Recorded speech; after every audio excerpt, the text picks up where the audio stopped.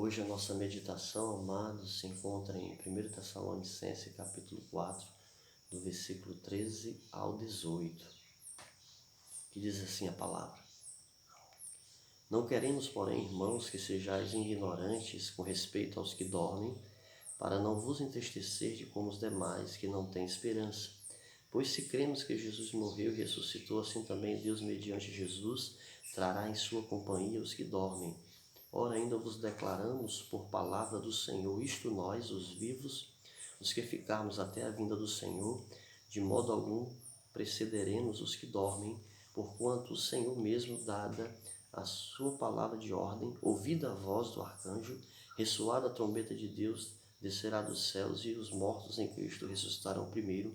Depois nós, os vivos, os que ficarmos, seremos arrebatados juntamente com eles entre as nuvens, para o encontro do Senhor nos ares, e assim estaremos para sempre com o Senhor. Consolai-vos, pois, uns aos outros com estas palavras. Vamos orar? Senhor nosso Deus, Deus de infinita graça, bondade e misericórdia, ó Pai amado, que o Senhor possa abençoar a Tua palavra, produzindo em nós convicção, fortalecimento, ó Pai, e que em tudo, ó Pai, o Senhor possa ser engrandecido, ó Pai, em nossas vidas. Abençoa grandemente a Tua palavra, nos trazendo compreensão e nos firmando nela. Obrigado por tudo, em nome de Jesus. Amém, Senhor. É muito interessante a passagem bíblica, de muito ensinamento para nós. Nós vamos fazer algumas observações importantes. Mas primeiro eu quero falar sobre como essa igreja foi fundada, como foi a situação dessa igreja, do início dessa igreja. Paulo fundou esta igreja em sua segunda viagem missionária. Ele estava na companhia de Silas e Timóteo, seus fiéis companheiros na obra de Deus. Quando Paulo e Silas chegaram a Tessalônica, Paulo encontrou uma sinagoga. Paulo não desperdiçou a oportunidade. Por 3 sábados consecutivos, pregou para os judeus e para os demais que estavam ali, que se reuniam ali no sábado. E ele pregava, a ênfase que Paulo dava é que ele dizia o seguinte: olha, era necessário que Jesus Cristo morresse, fosse morto e ressuscitasse ao 3º dia, segundo as Escrituras. As Escrituras para a salvação de todo aquele que crê, ou seja, a ênfase que Paulo pregava era esta: era necessário que Jesus Cristo morresse e ressuscitasse, segundo as Escrituras, para a salvação de todo aquele que viesse a crer nele, né? E aí muitos creram ali, muitos naquela região creram, né, no Senhor Jesus Cristo e o receberam pela fé, né? Porém, alguns judeus, por inveja, fizeram um alvoroço na cidade. Eles conseguiram reunir uma multidão de pessoas e foram até a casa de Jason. A casa de Jason ali foi usada por Paulo, né, e Silas como um ponto de apoio missionário. E esta multidão foi até lá, enfurecida. Foram até a casa de Jason, atrás de Paulo e Silas, porém não os encontraram. Então levaram Jason perante os magistrados da cidade e só foram libertos após de ter pagado fiança. Ou seja, aquela multidão enfurecida vai até a casa de Jason, porque eles sabiam que era um local de apoio a Paulo e Silas, porém eles não encontram Paulo e Silas ali naquele momento, e eles acham Jason ali com alguns amados irmãos. Esses amados irmãos eram novos convertidos ainda, não tinha muito tempo de fé, porém eles foram levados até os magistrados perante as autoridades da cidade, e eles só foram libertados ou livres da prisão depois de ter pagado fiança, né? Paulo e Silas fogem à noite com a ajuda de os irmãos e vão para Bereia, ou seja, quando anoiteceu, como facilitava, no certo sentido, fugir à noite, Paulo e Silas eles fogem com a ajuda de alguns irmãos. Os irmãos ficaram preocupados com a vida dos amados e cooperam com eles para que eles fugissem ali da região, e eles vão para Bereia. O ensino de Paulo sobre a volta de Cristo, enquanto estiver em Tessalônica, geraram 2 problemas específicos, ou seja, como Paulo e Silas estiveram ali, Paulo não teve como falar de forma mais ampla, porque ele teve que fugir às pressas. E o seu ensino sobre a volta de Cristo geraram 2 problemas específicos ali naquela igreja nascente, naquela igreja nova. Quais foram esses dois problemas específicos? Ou seja, um deles foi que os irmãos, por esperar a volta iminente de Cristo, eles não quiseram mais trabalhar, ficaram na deles aguardando a volta iminente de Cristo. E outro problema foi os amados irmãos que tinham morrido, e isso trouxe preocupação aos irmãos. Será que esses amados que morreram, eles não participarão das bênçãos gloriosas da vinda de Cristo? Isso trouxe problema e preocupação e trouxe ali aos seus corações muita perplexidade, por preocupações sobre relacionadas a essa verdade. E aí Paulo, ele escreve 1 Tessalonicenses para orientá-los, para fortalecê-los no Senhor Jesus, né? Versículo 13 diz assim: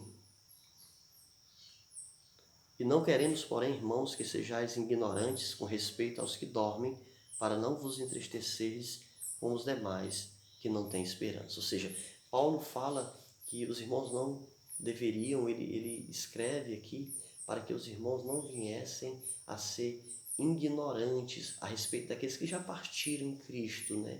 Para que eles não venham ser como os demais, que não têm esperança, como aqueles que não creem em Cristo ou que nunca creram em Cristo, né? A ressurreição de Cristo traz para os cristãos uma profunda esperança e a garantia da interminável comunhão com Ele. Ou seja, pelo fato de Cristo ter ressuscitado, isso garante ao cristão que um dia ele vai gozar de uma interminável comunhão eterna, vai estar eternamente com o Senhor Jesus. Portanto, a tristeza deles por causa de alguns amados irmãos falecidos é suavizada e eles são sustentados e fortalecidos na esperança que há em Cristo Jesus. Ou seja, eles são fortalecidos através da palavra de Deus, através do que Paulo escreve e manda para eles sobre a realidade da ressurreição de Cristo, de que em Cristo nós temos uma esperança viva, uma esperança certa, e isso suavizou as suas perspectivas, trouxe conforto e trouxe fortalecimento ali dos irmãos. E ele fala nesse versículo, né, que ele não queria que os irmãos fossem ignorantes, né, no sentido das verdades, que eles viessem ter o conhecimento desta verdade sobre os que morreram, sobre a ressurreição de Cristo e sobre a nossa esperança que nós temos em Cristo. Nós, os crentes em Cristo, temos segurança em Cristo, estando vivos ou mortos.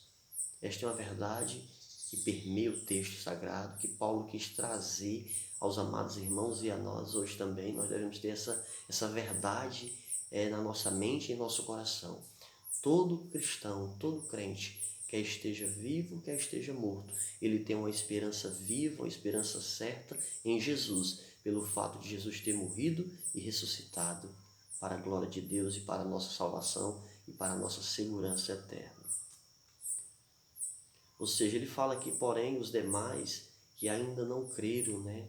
Ele fala aqui que eles não deveriam ser ignorantes como os demais que ainda não creram, ou seja, como aqueles que nunca creram em Cristo, né? Não viessem ser como esses, que não existe esperança para eles, pelo fato de eles ainda não ter crido em Cristo. Ou seja, aqueles que ainda não creram em Cristo, eles não têm uma esperança verdadeira e certa que só encontramos pela fé em Cristo, e a fé em Cristo nos dá essa esperança. Ou seja, as pessoas que ainda não creram em Cristo, que ainda não professaram a sua fé em Jesus, essas pessoas não têm uma esperança, elas não têm uma esperança certa, verdadeira. Quando as pessoas não creram em Cristo, quando as pessoas que ainda não creram em Cristo estão morrendo, elas, quando passam pela dura e terrível realidade da morte, o desespero e a incerteza invadem suas almas, porque por ainda não terem esperança de vida eterna. Ou seja, essas pessoas, quando estão passando pela dura realidade da morte, o desespero invade as suas almas, porque as suas almas elas são cheias de incerteza relacionada à vida eterna. Por quê? Porque elas ainda não creram em Cristo, elas ainda não depositaram toda a sua esperança e confiança na pessoa de Cristo. E aí existe essa realidade, essa triste realidade das pessoas que não têm Cristo, ou que ainda não creem em Cristo, quando estão passando pela morte. Bate um desespero, por quê? Porque elas não têm certeza, elas não têm a convicção da vida eterna, das realidades eternas que há em Cristo, pelo fato de ainda não ter crido no Senhor Jesus Cristo. Versículo 14. Pois se cremos que Jesus morreu e ressuscitou, assim também Deus, mediante Jesus, trará em sua companhia os que dormem. Ou seja, ele fala que se nós cremos que Jesus morreu e ressuscitou, todos aqueles que creem em Cristo estarão em segurança. E quando o Senhor vier, ele trará em sua companhia os que já morreram em Cristo. Cristo tomou o cálice da morte até o fim, para que pudesse triunfar sobre a morte. Ou seja, Jesus Cristo, ele sofreu a dor da morte, seu sofrimento, para que ele viesse triunfar sobre a morte através de sua ressurreição. Olha o que fala Hebreus 2, 14 e 15. Hebreus 2, 14 e 15. Visto, pois, que os filhos têm participação comum na carne e sangue, deste também igualmente participou, para que por sua morte destruísse aquele que tem poder da morte, a saber, o diabo, e livrasse todos que, pelo pavor da morte, estavam sujeitos à escravidão por toda a vida. Ou seja, Jesus Cristo, em sua morte, através da morte na cruz e de sua ressurreição, ele foi vitorioso contra Satanás, contra a morte. E aí isso nos traz esperança, por quê? Porque ele nos livrou do pavor da morte. O verdadeiro crente, aquele que confia no Senhor Jesus Cristo, aquele que conhece as Escrituras, ele não pode ter esse pavor desesperado da morte. Por quê? Porque ele tem uma certeza de vida eterna em Cristo. Ele tem a certeza da ressurreição em Cristo. E isso deve trazer um conforto e um fortalecimento ao nosso coração, pelo fato de que em Cristo Jesus nós temos a vida eterna. Nós estamos assegurados pela pessoa e pela obra de Cristo. Cristo Jesus na cruz. Que nós possamos continuar confiando e crendo no Senhor. Jesus Cristo, ele ressuscitou. E o seu triunfo, ele ressuscitando, ele triunfou. E o seu triunfo assegura o nosso. Pelo fato de Jesus ter morrido e ressuscitado e ter triunfado sobre a morte, nós também triunfaremos. Pelo fato de Jesus ter triunfado, todos nós que cremos em Cristo, isso nos assegura o nosso triunfo sobre a morte pela fé nele. Olha o que fala Tessalonicenses 1, 10. Ainda no princípio, o Senhor lançaste os fundamentos da terra e os céus são obra de suas mãos. Aqui está falando de outra passagem bíblica aqui, de que tudo está em suas mãos, no seu controle. Mas vamos observar aqui, Tessalonicenses capítulo 1, versículo 10. Tessalonicenses 1, 10 diz assim, ó.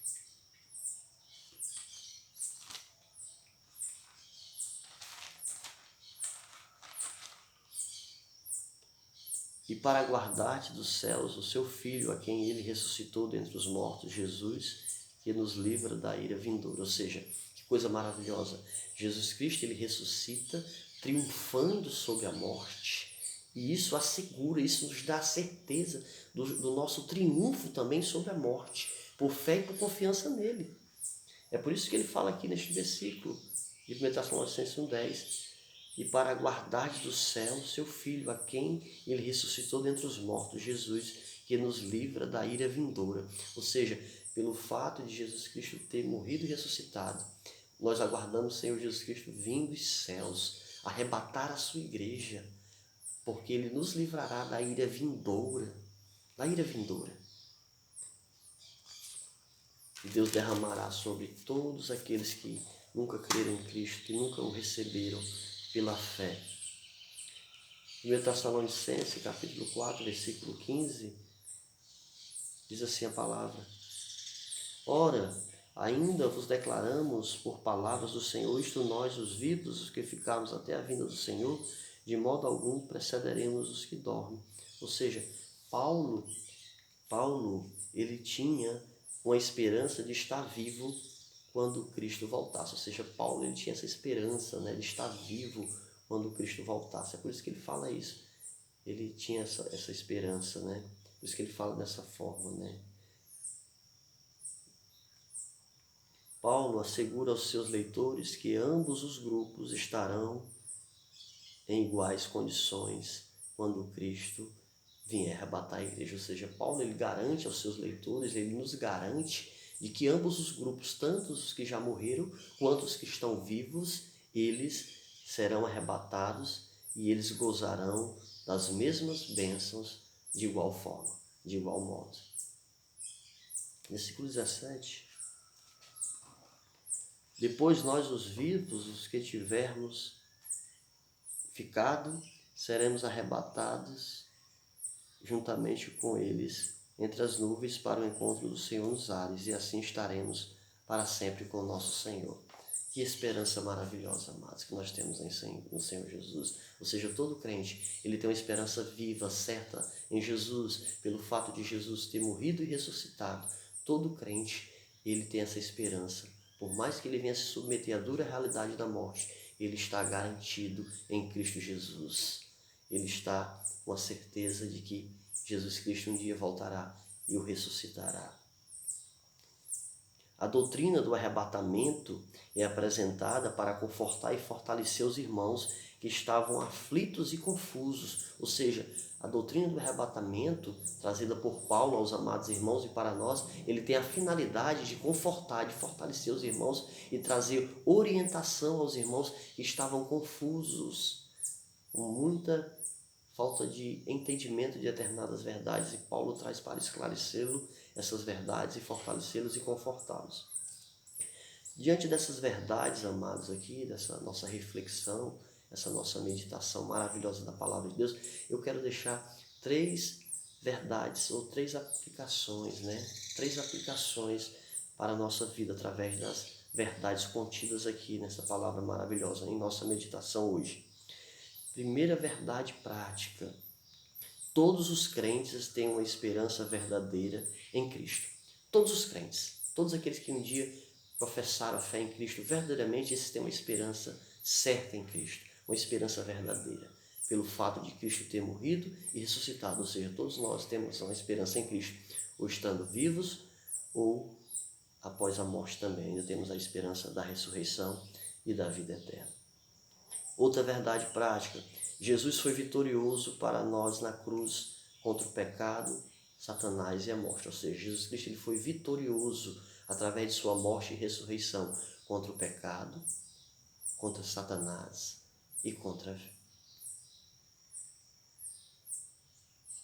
Viu? Jesus Cristo ele foi vitorioso na cruz contra o pecado, contra Satanás e contra a morte. Esta verdade deve permear o nosso coração e nossa mente. Todos aqueles que exercem fé e confiança em Cristo também são vitoriosos contra o pecado, contra a morte e contra Satanás. A terceira verdade prática que eu quero deixar aqui: enquanto Cristo não voltar para nos buscar, enquanto Ele não arrebatar a igreja, devemos viver vidas santas e dedicadas a Ele e à sua obra. Ou seja, enquanto Cristo não vem nos buscar, enquanto nós não passamos pelo arrebatamento para o encontro com o Senhor nos ares, para estarmos para sempre com o nosso Senhor e Salvador Jesus Cristo, nós não devemos viver vidas acomodadas, vidas paradas, deitadas numa rede ou esperando assim. Não, nós devemos continuar trabalhando, nós devemos continuar vivendo uma vida de santidade, de obediência e envolvido na obra de Cristo, enquanto Ele não volta.